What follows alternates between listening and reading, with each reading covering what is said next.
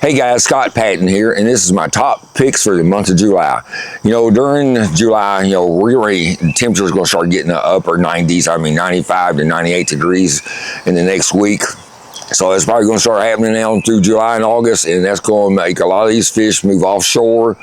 And if you're fishing a lake that doesn't have, hydrilla or some kind of vegetation and stuff in it, it's probably going to pull most of these fish either out on deeper drop-off points, bars, and stuff like that, because the bait's going to move out. And you're fishing any of the Tennessee River lakes, for example, Kentucky Lake, Pickwick, Chickamauga, any of those. Of course, ledge fishing is going to step in, and that's going to be your key player for the month of July and all through summer. But there's a lot of different baits and a lot of different ways you can fish this. Everybody's got their own different approach to it. But probably one of the most popular and one used most over the years is going to be just simply ledge fishing with big worms, crankbaits, Carolina rigs, stuff like that. But it's rarely top water baits ain't going to come in and play anymore. So I'm going to go through a few of the baits I would use.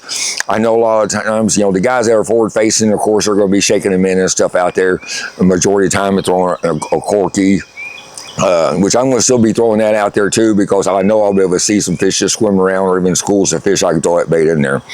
So just to get that out of the way, I use different, several colors. We all know about the Corky right now, but I just been rigging it with a treble hook and putting a little bell weight on it, just like that. Everybody's freaking out on all these frog weights and stuff like that, which is a good way to rig it. But I've just got a treble hook stuck into the bait, and I put a bell weight over top of it, and it's done really well, and I've had pretty good success as far as hooking up and not losing that many fish.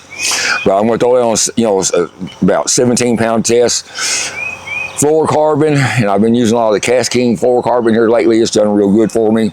Along again, you guys, with these Cast King reels, I love these things. It's been great. But so I got 17-pound test fluorocarbon. What I'm going to be doing with that is, especially earlier in the morning and stuff like that, these fish are going to be cruising around. If you're using your active target, you can scan around and you see that, you're going to just cast that thing out there and just jerk it, like everybody's throwing like a jerk bait and stuff like that. I've even used it like a fluke, just kind of twitch it some, let it flutter down, twitch it some, flutter down. Not as fast as you would with the jerk bait, but both techniques have worked, and I've caught fish from both ways. So and again, it seems like it's been more early in the morning when those fish are, they've been up all night cruising around looking for bait and stuff like that.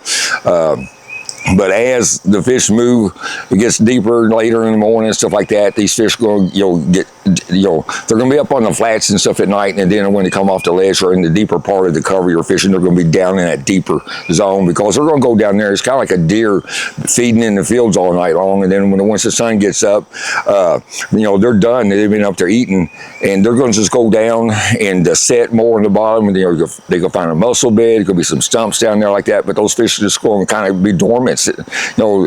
Dormant may not be the right word, but that's just kind of where they're going to rest for the day, or when they done got their bellies full. So throwing a big worm is no secret on any kind of deep structure or ledges and stuff like that on Tennessee River. I've got a 3/4 ounce, which is what I use most of the time, but 3/4 ounce wobble head, and there's Zumo monster plum worm. It's a 5/0 hook in it. This thing thrown on 15-pound test line, I've caught a ton of fish on this thing, and you can catch fish on any lake with that big worm this time of year. But that's one way I'll rig that big worm. Another way I'll rig it too is going to be just a straight Texas rig. I'll use like a 1/2 ounce, 3/4 ounce pro tungsten weight, and just rig it Texas. I'll throw it out there with 15-pound test too.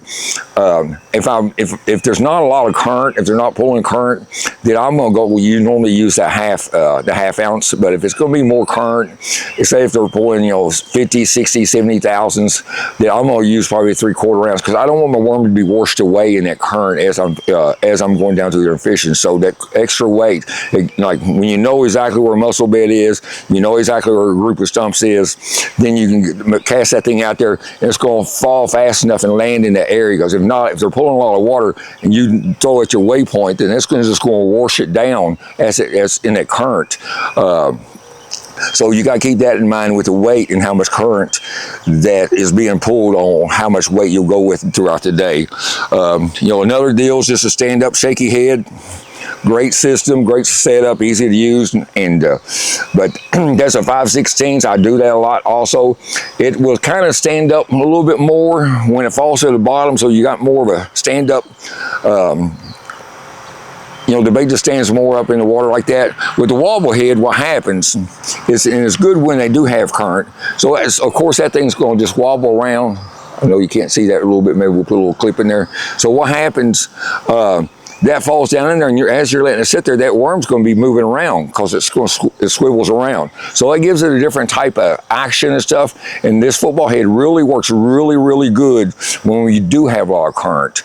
And if it's not as much current, a lot of times I'll go to the stand-up head, or I will go to just the ½ ounce to 3/4 ounce Texas Rig Pro Tungsten. I always throw all those baits on like a 7/4 rod, like a 7.1 to gear ratio reel, and 15 to 17 pound test line. Honestly, I use probably 15 more than anything.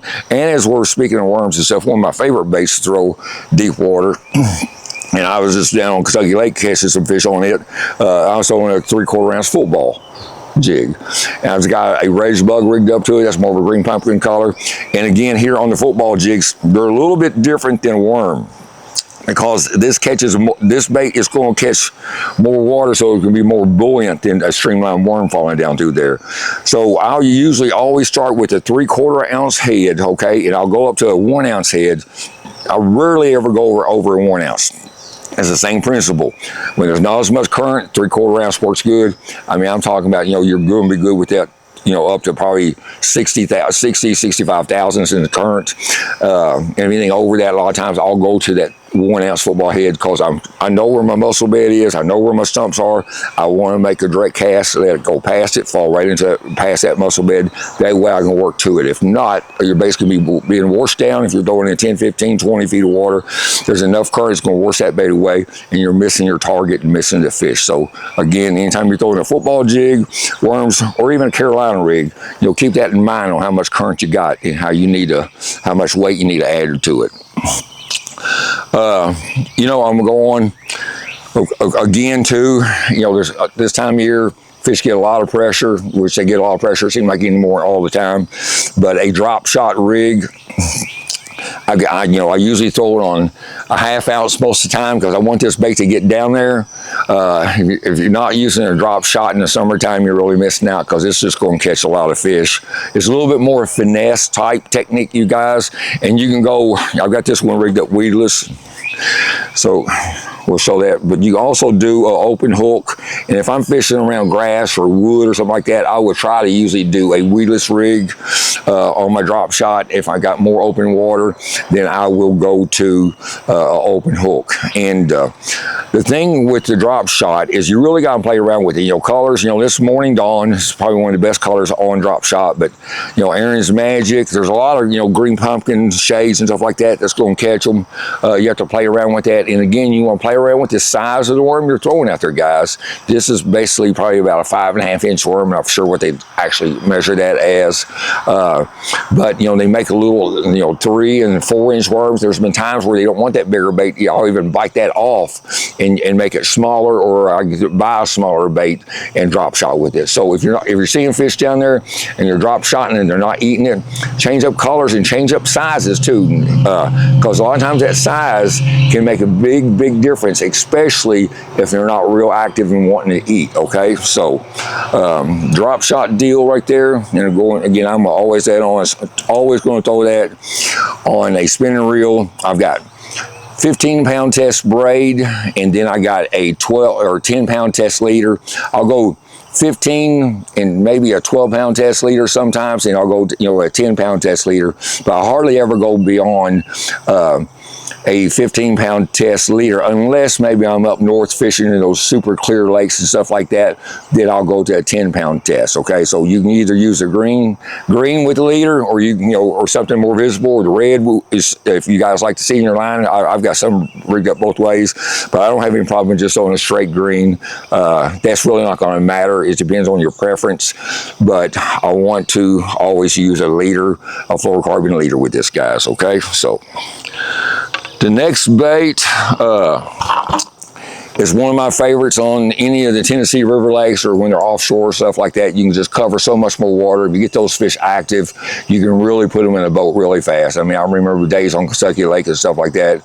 It's just like we was hooking up triples, all three of us on guide trips and stuff. So this is a Strike King 6XD. And chartreuse and blue, one of the most popular colors down there on Kentucky Lake. I'll throw this on like this is a 7.4 rod. I like a little bit longer rod for these 6XDs, and I go to 8XD or 10XD, then I'll go to even a longer rod than that. You know, I'm throwing on my Cast King reel again, and I've got 12-pound test fluorocarbon line on here. And if I feel like I need to get deeper with my baits, I'll go down to 10. I never ever go below 10-pound tests, but I prefer 12. And there are times where I'll even go to 15 if I'm fishing a shallower ledge. And I know I'm dragging through a lot of mussel beds and stuff like that. And speaking of all that, offshore fishing mussel beds and stuff like that, rock piles or stumps, whatever you have, you guys, one thing you've got to do is always check those tips of those hooks. If you know, because your hooks are going to get dull, and keeping a good sharp hook can mean a lot. A lot of times, especially if you got, you know, fish that are kind of sluggish, or they're, you know, leery with the bait because they have so much pressure and stuff, they might swipe at it. You'll feel them swipe at it. A lot of times you'll hook that fish in the face if you got, you know, if your hooks are super sharp. So keep that in mind. As far as hook sharpeners, there's a lot of different ones out there. I like the just a flat diamond one. And what I'll do, I saw this years ago. I can't remember who it was. It might have been Roland Martin on those shows. But anyway, so what I do is you take that hook and that flat sharpener and just go across it just like that. Then I'll just rotate it. You gotta get that right on that point. You know, rotate it around just like that. That way you're getting two hooks at one time. And with this hook sharpener, you can do that. So, but like I said, those hooks are needle sharp in there. So, you know, good sharp hooks, very important on all your baits. And again, you're going to really dull these hooks throwing out around those mussel beds and stuff like that, because that stuff's like glass. As far as colors and stuff like that, with my crankbaits, you know, normally this time of year, I'm going to go with all 6XDs, because like I said, the water's getting hot, the fish are going to be deeper. You know, June's been halfway mild. We have a lot of these fish that are even offshore, up on the flats and stuff, more suspended, because the bait's been suspended out there. They've been on secondary ledges and all that kind of stuff. Now they're moving out. They're definitely going to be moving out, if they haven't, onto the main river ledges and stuff like that. We're probably not going to be getting as much rain, so it's going to be not as much current. But the one thing we do have is the temperatures are heating up, so people are going to be turning on those air conditioners, and it's going to make them have to draw more current to draw more electricity for us. So you know, if you're fishing the Tennessee River lakes and you don't have the TVA app, that's something I highly recommend. We'll show it on my phone here in a little bit, but that's important. You know, it's not always accurate, but sometimes it is. It's almost like the weather. You know, some reason they change what they do as far as how much current they're going to pull and stuff like that. I don't know why, but they do. But you can get a forecast, and hopefully they'll stick to it. And that TVA app, something I've been using for years on any of Tennessee River lakes. Now, some of my favorite colors, you know, any kind of shad pattern. You know, let's see. Here's a citrus. You know, as long as you've got a shad pattern, get that untangled there. But anyways, as long as you've got a shad pattern, the citrus color is really good. You know, there's a couple different baits right there. And also, you know, you've seen the The chartreuse and blues are a great color. And another one I've done real good with over the years too, you guys, is a perch color. I figured that out years ago fishing a tournament on Kentucky Lake, and they just like it. It seemed like you know, I don't know if it's just a shade nobody else is throwing and stuff like that, but I've done really good with that. But that kind of covers everything right now. You know, I'm definitely going to be fishing offshore, unless I'm, you know, like on Chickamauga or a lake like that. Any kind of river system, you can fish shallow still and catch them there. I know on Chickamauga, I'll still be able to catch some fish on chatterbaits, jackhammers, and stuff like that, wacky rigs, and all that good stuff. But more offshore fishing is going to be for the month of July. I am going to be I'm moving to Kentucky Lake, you guys. Just about got that process going. We've been down there all back and forth. So I'm going to be guiding on Kentucky Lake. And if any of you guys want to book a trip, just give me a shout. My number and information's on here. I appreciate it, guys. Give me a shout if you see me on the water. Good luck and good fishing to you, and we'll catch you next time.